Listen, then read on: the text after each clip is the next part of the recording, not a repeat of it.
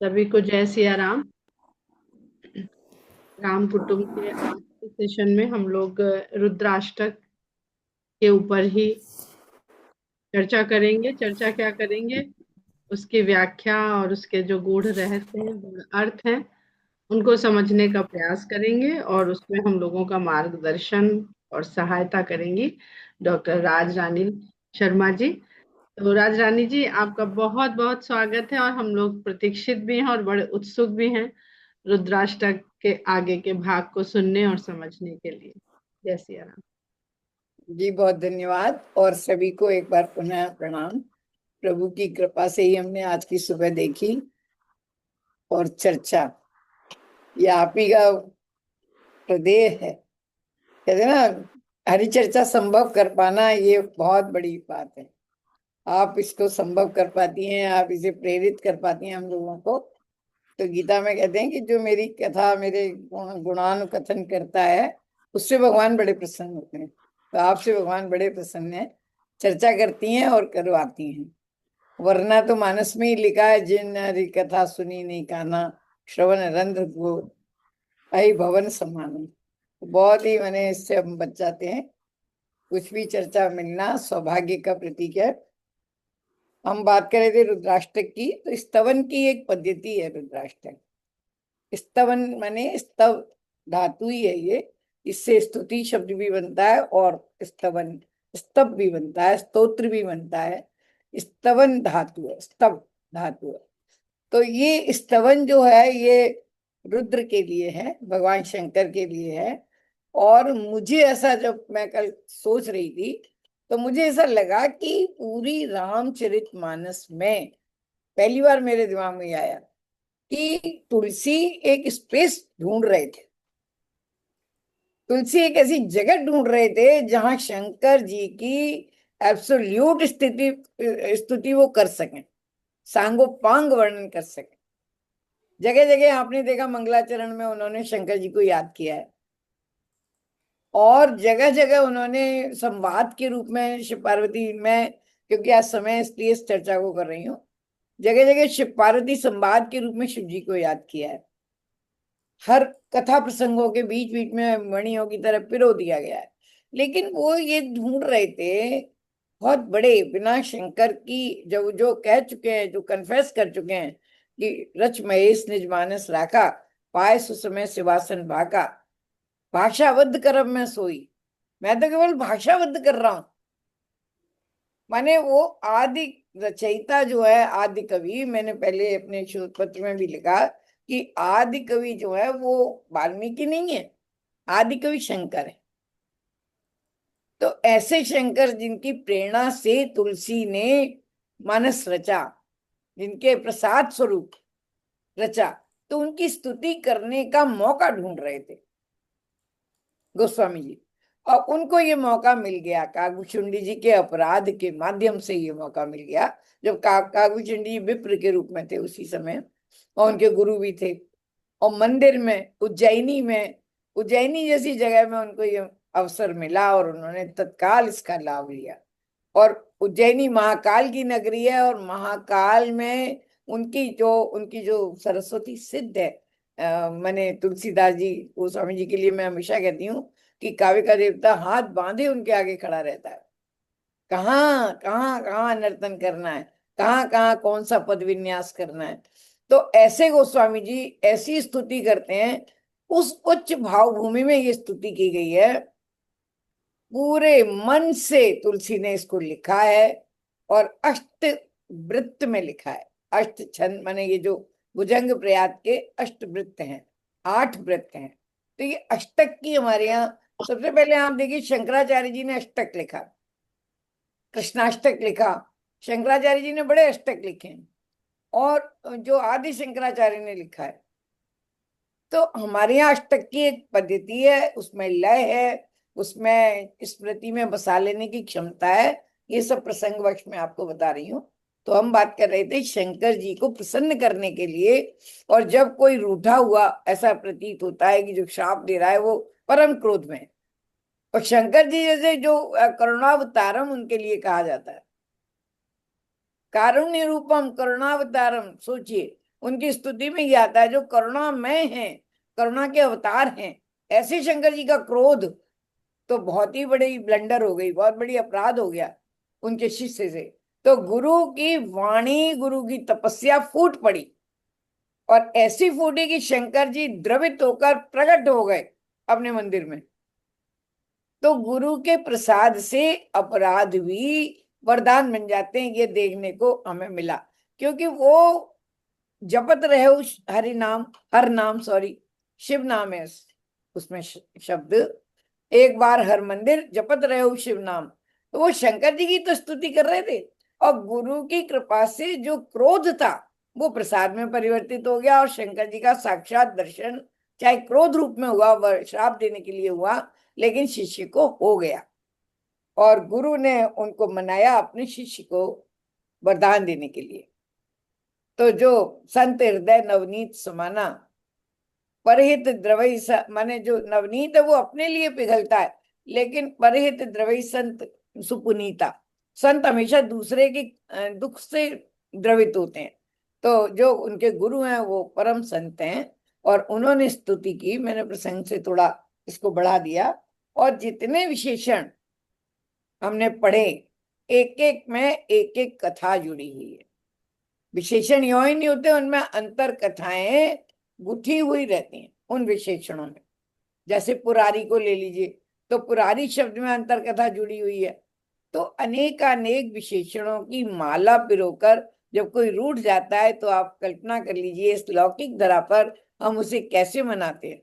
तुम तो हमारे वो हो, तुम तो हमारे ये हो, तुम तो मेरा राजा बेटा है, तुम मुन्ना भैया है। माने जो बच्चा रूठ जाए मान लीजिए, या कोई बड़ा आदमी रूठ जाए, तो उसकी सारी जो प्रोफाइल है उसको हम बताते हैं कि भाई तुम तो हमारे हृदय में ऐसी जगह रखते बैठे हो।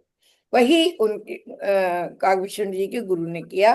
तो हमने बाकी के 6 में हमने ये देखा, बहुत सारे मैं दोबारा नहीं बोलूंगी कि क्या तो उन्होंने पहना है। जैसे कि मैंने पहले बताया था कि प्रथम 2 निर्गुण निर्गुण रूप का, निराकार रूप का वर्णन करते हैं, और बाद तीसरा, पहला दूसरा निर्गुण रूप के, तीसरा चौथा सगुण रूप का वर्णन करते हैं, जिनमें उनके कुंडल हैं, भ्रू हैं, सुनेत्र हैं, विशालम, गरल है, चर्मांबर है, माने जो चर्म वो पहने हुए व्याघ्र की चर्म, वो सब का वर्णन किया है।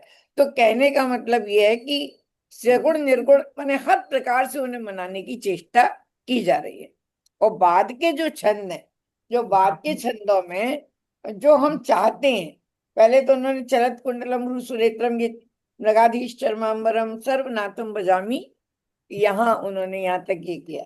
अब उसके बाद आता है फिर उनके गुण हैं, रूपशील, प्रचंडम प्रकृष्टम प्रगल्भम परेशम, ये उनका जो लीला है वो है कि कैसे त्रिशूल धारण करते हैं, और कैसे भवानी पति हैं, भवानी स्वयं अम्बा हैं, और अम्बा माँ मातेश्वरी जगत जननी अपने बच्चों का अहित करने नहीं देंगी। तो वो भवानीपति जानबूझ कर कह रहे हैं।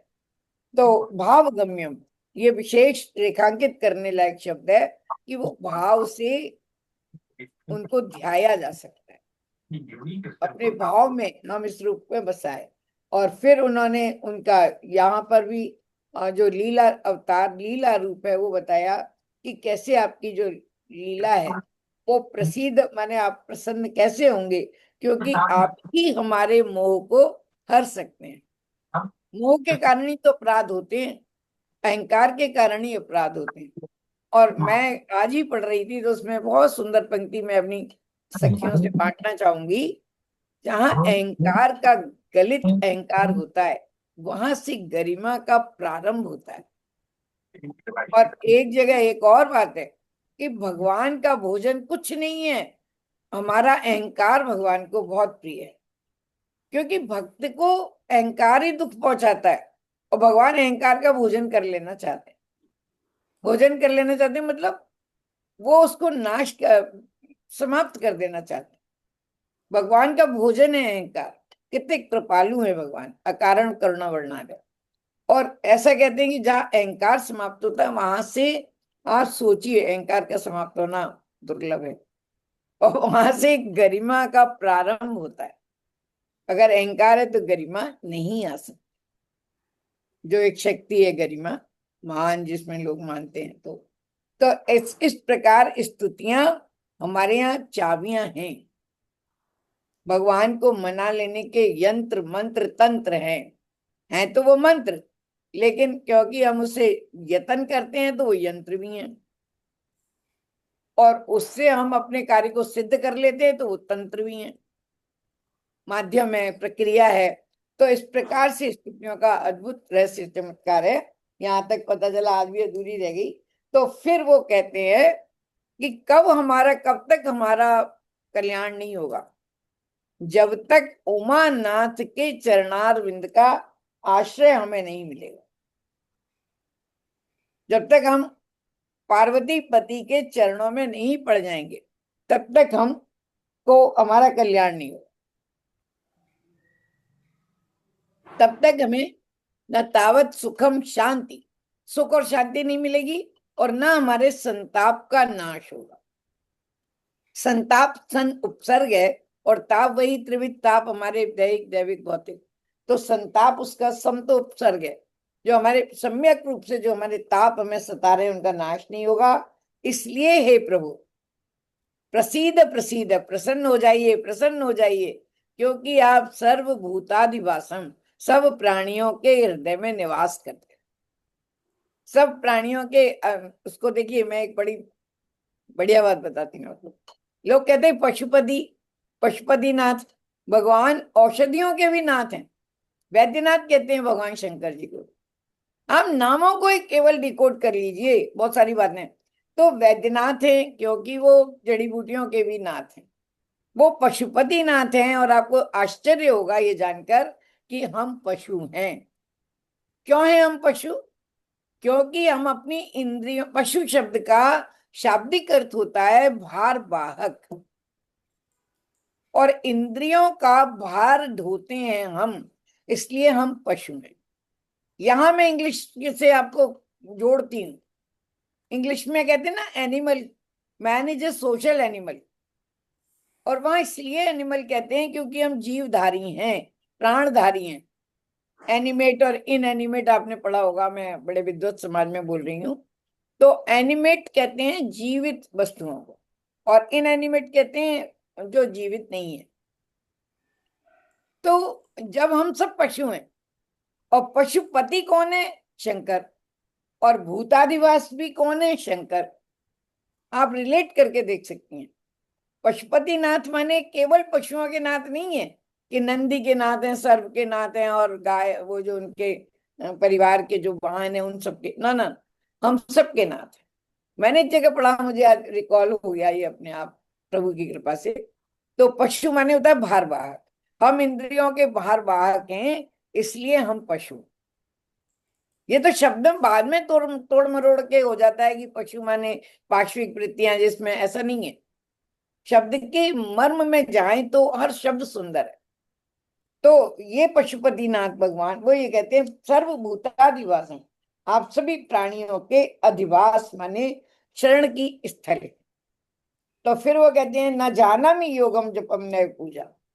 आपने क्षमा मंत्र पढ़ा होगा, आवाहनम न जानामि, वही क्षमा विसर्जन। मंत्र है यहाँ।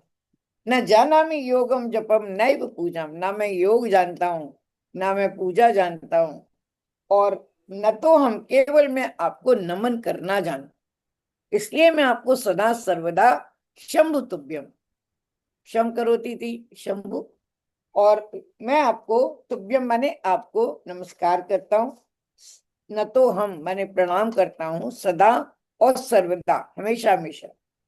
जरा जन्म क्यों प्रणाम करता हूं? क्योंकि आप ही जरा जन्म के, जरा और जन्म से संबंधित जितने दुख हैं, दुख औघ माने समुद्र, जन्म और जरा माने उम्र के, जरा माने आयु होता है वैसे, जरायुज। तो जरा उसके जैसे अजर कहते हैं ना कि आप अजर हो जाएं, माने आपको आयु ना सताए, आप पर बुढ़ापा ना आए। तो जरा वो है जन्म से संबंधित जो हमने, क्योंकि हम जन्म जैसे ही जन्म लेता है प्राणी, तो कपिल मुनि ने जन्म नहीं लिया था 12 साल तक, उन्होंने कहा भैया मैं जैसे ही आऊंगा, सॉरी सुखदेव जी ने, तो माया मुझे लपेट लेगी। फिर भगवान ने आश्वस्त किया कि नहीं नहीं, तुम जन्म लो, माया तुम्हें नहीं ग्रसेगी। बोले मैं जैसे ही संसार में आया, वो माया चिपक जाती है व्यक्ति से, उसको, वो भगवान का ही एक वो लीला रूप है। तो वो जन्म के अनेक दुख होते हैं, दुखों माने दुख रूपी समुद्रों को तातप्य मानम कहना चाहिए, मतलब उसका कि वो किस प्रकार से हमें उससे अतिशय पुनः पुनः तप्यमान दुखों से हमें बचाते हैं। और यहाँ शिव जी के परम ब्रह्म स्वरूप का वर्णन किया है, पर ब्रह्म स्वरूप वर्णन किया गया है। और माने जब तक कोई स्तुति करता है, अल्टीमेट एंड तक, जब तक लगता है अब मेरा विशेषणों का कोश खाली हो गया, भावनाओं का कोश नहीं, शब्दों की एक सीमा है, और मैं अब क्या कहूं, इतने ही विशेषण मुझे आते थे, इतनी सब बातें मैंने कह दी। तो जब मैं बता रही हूँ आपको, जब प्रहलाद जी को भगवान के दर्शन हुआ था, ध्रुव जी को, तो ध्रुव जी एकदम सकपक आ गए थे। वो बच्चे थे, उन्हें तो स्तुति ही करना नहीं आ रहा। तो भगवान ने अपना, भागवत में आता है, अपना शंख छुआ दिया उनके कपोल से। उन्हें लगा कि ये विह्वल तो हैं, पर इन्हें स्तुति नहीं करना आ रहा, तो उन्होंने अपना शंख छुआ दिया। और फिर ध्रुव जी जो स्तुतियां उन्होंने की हैं, बहुत सुंदर, भागवत में आती हैं। तो कहने का मतलब है कि हमें इतनी स्तुति आती थी, तो यहाँ परम ब्रह्म स्वरूप तक वो आ गए। और बहुत अधिक इसमें माने, ये एक और बात मैं बताऊंगी, इसमें लिखा है कि स्तुतियों का मिलान कर लीजिए, आप कहेंगे राम परम ब्रह्म है कि शंकर परम ब्रह्म है। जितने विशेषण है सब राम पर भी लागू होते हैं और शंकर जी पर भी लागू होते हैं। इसमें से कोई ऐसा विशेषण नहीं है जो श्री राम पर लागू ना हो, शंकर जी पर ना हो। माने विष्णु और शंकर एक हैं, ऐसा तुलसी सिद्ध करना चाहते हैं इस स्तुति के माध्यम से, इस अष्टक के। तो प्रभो पाए आपन नमामीश शंभो, यहां तक ये रुद्राष्टक के 8 वृत्त भुजंग प्रयात के पूरे हो गए। ठीक है, आपके कोई प्रश्न होगा तो मैं प्रयास करूंगी। लेकिन आप ये देखिए, तुलसी का जो सौंदर्य है काव्य का, यहां पर भी उन्होंने फलश्रुति दी है। बीच बीच में कथा प्रसंगों के बाद भी वो फलश्रुति देते हैं कि जो शंकर, जो राम और हनुमान का जो संवाद है उसको कोई सुनेगा तो उसको परम भक्ति प्राप्त होगी।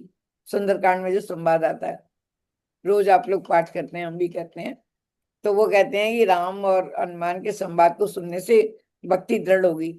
ये फलश्रुति बीच में ही आई है, केवल वो नहीं कि माने कांड के अंत में, स्तुति के अंत में भी फलश्रुति है। जैसे सीता जी की बालकांड में आता, मन जाए राचो मिले सोवर सहज सुंदर सांवरो, ये फलश्रुति है। भव भव एवं परावन का कारण सीता जी पार्वती जी की स्तुति करती हैं, जय जय गिरिवरराज किशोरी, जय महेश चंद्र चकोरी, जय गजवदन सडानंद माता, आशीष तव विख्याता। इसकी स्तुति की फलश्रुति ये है, मन जाए राचो मिले सोवर सहज सुंदर सांवरो, करुणा निधान। और मैं क्या सुन रही थी, उसमें यह था कि करुणा निधान शब्द कहां से आया। सीता जी को पार्वती जी ने करुणा निधान शब्द दिया। पार्वती जी ने एक संकेत कहा कि तुम अपने पति को हमेशा करुणा निधान कहना, वो करुणावंत बने रहेंगे, मंत्र दिया था। मां क्या नहीं कर सकती। तो ये करुणा, वहां वो फलश्रुति है, यहाँ ये फलश्रुति है। रुद्राष्टकम इदम प्रोक्तम, जो हमारे यहाँ इदम इनएनिमेट चीजों को कहते हैं, मानी ये स्तुतियों के लिए इदम आएगा, पुस्तक के लिए इदम आएगा, अयम और यम नहीं आएगा।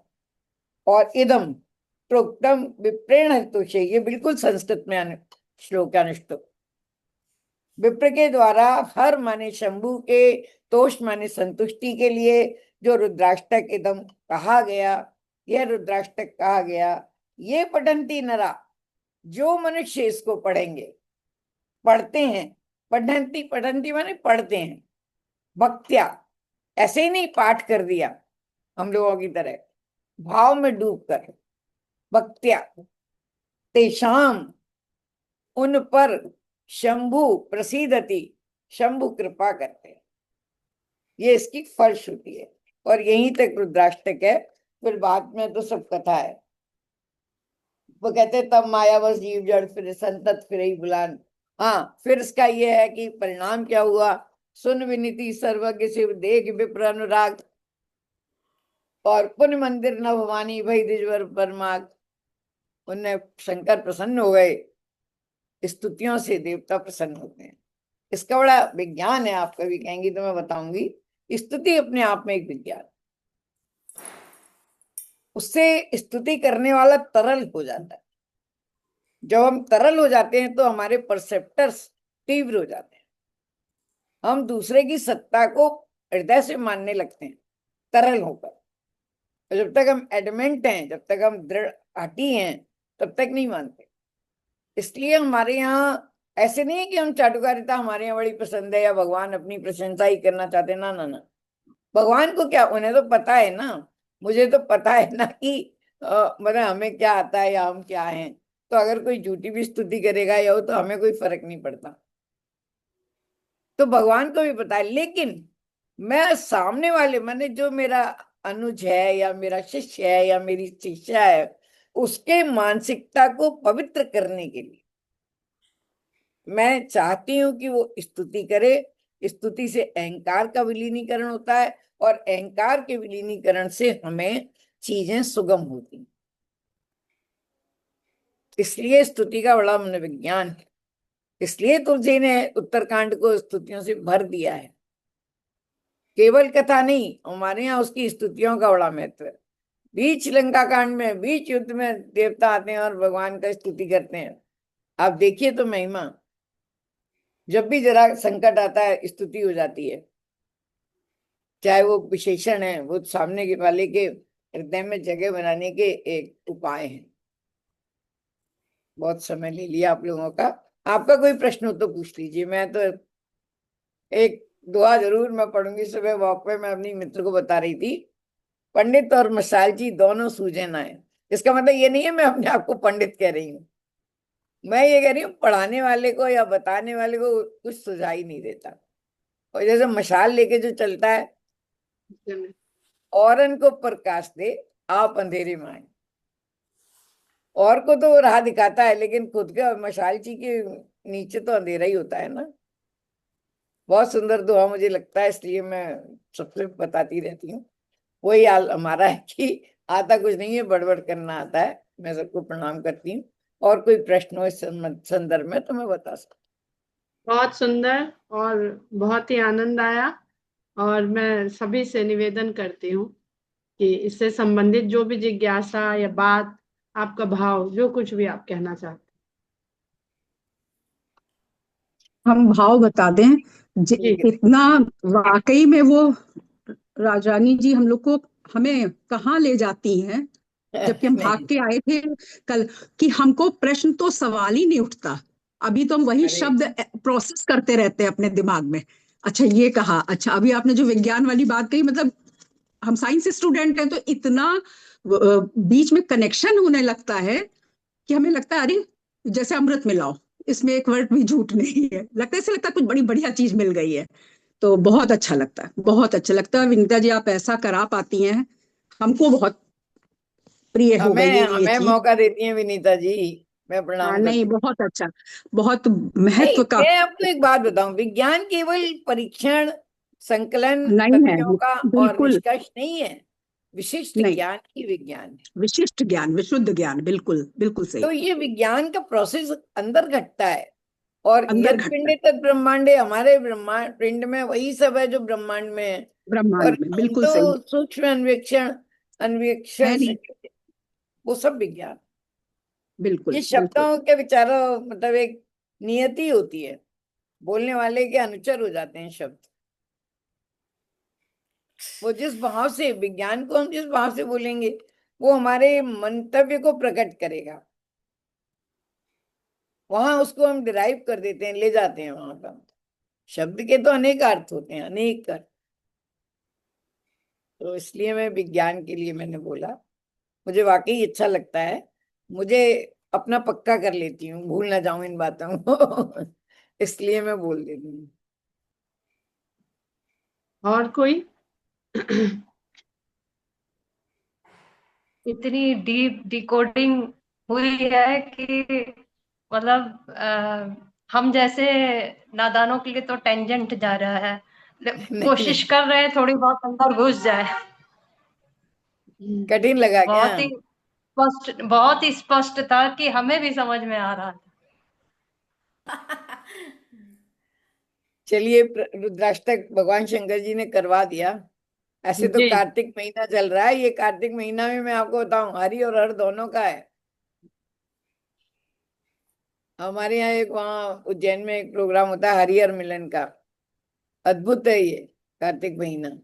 विष्णु की उपासना का तो है ही, शंकर जी की भी उपासना का है।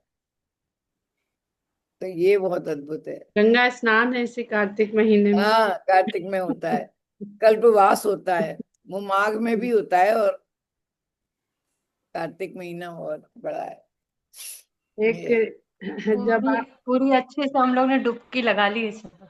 बिल्कुल हम्म। बिल्कुल यही बड़ा सुंदर, यही तो भगवान शंकर की वाणी ही, वाणी भी गंगा है, गंगा की धारा है, गंगा का प्रवाह है, जल है, निर्मल जल है। ये तो गोस्वामी जी ने वो बालकांड में होता है ना पवित्र। कि डुबकी लगाने से पहले हम लोग सूर्य देवता को देखते हैं, जल में प्रवेश करते हैं। तो यही हुआ कि पूरे रामचरितमानस में हम लोग धीरे धीरे धीरे कदम गंगा जल में अंदर करते करते सूर्य देवता को नमस्कार करते, और आखिरी में रुद्राष्टक आते आते पूरी डुबकी लगा ली। और विनीता जी की देखिए, महिमा है ये। क्या आप ये है। देखिए कि कितना कितना संगुम्फित है ये रिश्ता। मैं आपको बताऊं, आपको एक बिंब देती हूँ। विष्णु के पद, चरण के नख से गंगा विष्णुपदी। निकली। विष्णुपदी हैं चरण नख से। और नख निर्गता मुनिवंदिता, आपने बताया था एक स्तुति में, त्रैलोक के पावन सुरसरी। और विष्णु के नख से निकलने वाली चीज को शंकर जी ने तत्काल सिर पर धारण कर लिया। अब कहाँ शैव और वैष्णव का भेद है, आप बताइए। अगर कोई सामान्य लौकिक घटना हो तो अरे, उसके पैर से निकली है, मैं क्यों अपने सिर पर लूं। यहां तो अहंकार की बात ही नहीं है। आप दीदी इस रूप मेरा एक को देख। प्रश्न है। हाँ जी, बताएं। मैं ये पूछना चाह रही हूँ कि जैसे कल आप शिव जी का वर्णन कर रही थी, जो श्लोक में भी आता है कर्पूर गौरम करुणावतारम, कि शिव भगवान तो श्वेत वर्ण के हैं, और उनका मतलब बिल्कुल बहुत ही अच्छे से उनकी छवि दिमाग में आती है। लेकिन हर जगह जो है शिव जी की जो है वो छवि जब देखिए, कैलेंडर में, मूर्ति में, कहीं भी, तो उनको ब्लू कलर की दिखाते हैं, नीला शरीर उनका दिखाते हैं, तो ऐसा क्यों है? कंठ नीला दिखाते हैं, शरीर नीला वो नहीं। जो वो इसके सही बारे में कह हमने रही हैं, बताया था। मृदुला जी सही कह रहे हैं, अज्ञानता के कारण मृदुला जी। हम हो स्तुति सकता पढ़ है क्या? रहे हैं कि कर्पूर गौरम करुणावतारम, कर्पूर के समान मैंने धूप, आपको हाँ। 4 उपमाएं बताई थी। कपूर की, हम्म। शंख शंख की, की, कुंद की, हाँ, और हम्म। इंदु कुंद के इंदु फूल इंदु की, पुष्प की। और क्योंकि एक प्रोग्राम आता चंद्रमा है की। न्यूज़ 24 पे, पंडित सूर्य प्रकाश पांडे जी का। तो एक बार उन्होंने भी ये प्रश्न रेज किया था कि शंकर भगवान तो सफेद रंग के हैं, मैं पता नहीं आपको क्यों इसका ये एक मूर्ति रहस्य का। बताती हूँ। तो वो मैंने एक कथा हाँ। पढ़ी थी, और प्रामाणिकता जी नहीं बता रही मैं इसकी, लेकिन जी मैंने जी ये जी। शास्त्र में पढ़ा है कि दरअसल हम्म। राम जी गोरे थे। हम्म। राम जी गौर वर्ण के थे, और शंकर जी सांवले थे। ये मैंने पढ़ा है कथा, इसलिए बता रही हूँ, मन से नहीं बता रही। तो हम्म। क्या हुआ, आप कह रही हैं इसलिए मुझे निश्चित। याद आ गया। इतना अधिक शंकर जी ने राम जी को जपा कि वो गोरे हो गए, और राम जी ने इतना अधिक शंकर को जपा कि वो सांवले हो गए। ये मैंने सांवले पढ़ा हो है। गए। हमने भी पढ़ी ठीक है ये ठीक कथा। ठीक है। आपने भी पढ़ी हाँ होगी, जी। अपनी चर्चा भी हुई थी वही शायद, हाँ, तो ये जैसे ये जो मैंने उनका, पढ़ा।